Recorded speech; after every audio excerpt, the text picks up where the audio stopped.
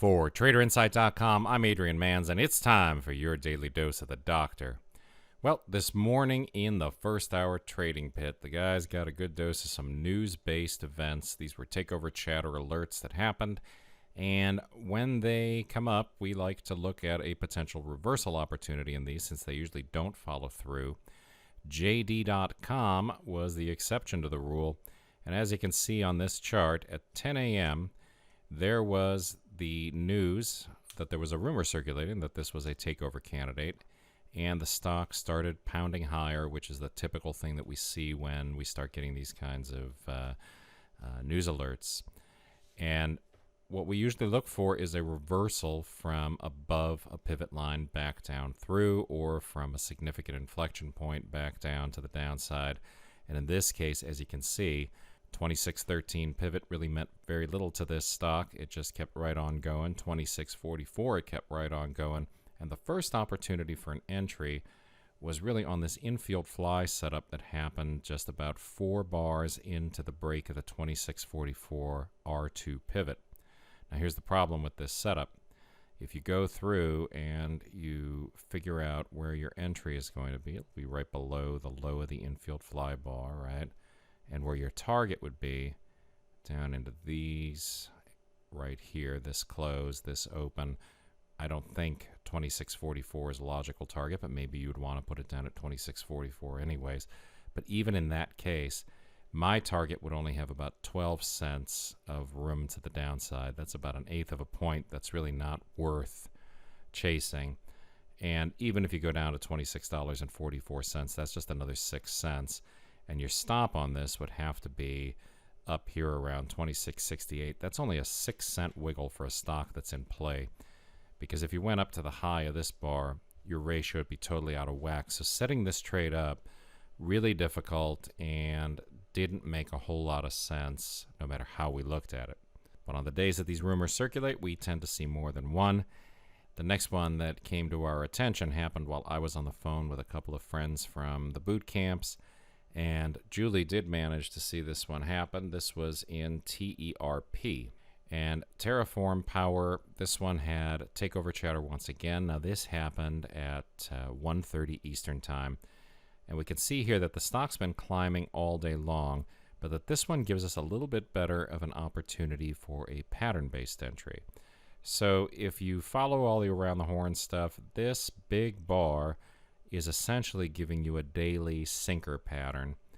And the way that you would look for this one to play out is you would go to the close of this bar, and this would be your short sale level. So $13.68. It's still a low dollar stock, so it's not the ideal, but what I'm trying to get at in this video is how you think your way through these trades, not so much how you would actually take this particular trade. But you see that it made this move to the upside, then came back down and closed in the top 25% of the range.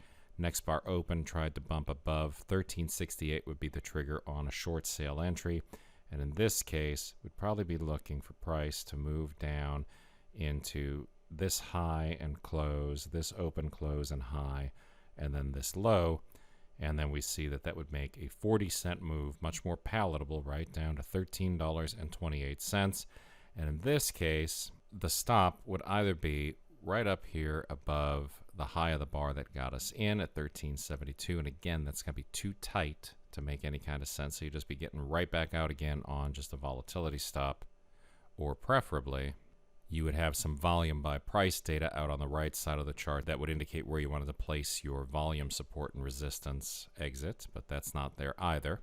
But if you have a 25 tick chart open, you do have a little bit more color that you can add to this. So 13.68 entry on a 25 tick chart, you would have about a $13.80 stop loss, and that is based on what happened in here. You can see this close. You can see that the stock was oscillating right around that. You also see that a lot of the volume happened right below that 13.80 level. Now you've got a trade that makes a little bit more sense as a news reversal. You can also see that the 25 tick chart represents price a little bit differently than a minute time compression, right? A 5-minute chart, a 1-minute chart, a 3-minute chart, those are artificially compressing by the number of minutes that you want a bar to play out in, whereas on a 25 tick chart, you're just looking at stock tick 25 times, how much volume did it do during those 25 ticks, and where was the volume support and resistance when the stock broke. So ultimately, even though this one did not reverse from a pivot line, it does give us a very good example of how the patterns play out intraday, and that's been the theme all week so far. And in this case, what we're looking at are discretionary trades based on the news. We're always looking to fade the news, never looking to take a position in the direction of the news alert. And that's because most times takeover chatter turns out to be nothing more than chatter, and ultimately the stock winds up fading back into the range. So I hope that gives you a little bit of insight into what to do the next time one of these news alerts pops up. If you have any other questions, shoot me an email, adrian@traderinsight.com. I hope you had a great trading day today and an even better one on deck for tomorrow. The best trader education anywhere, only from traderinsight.com.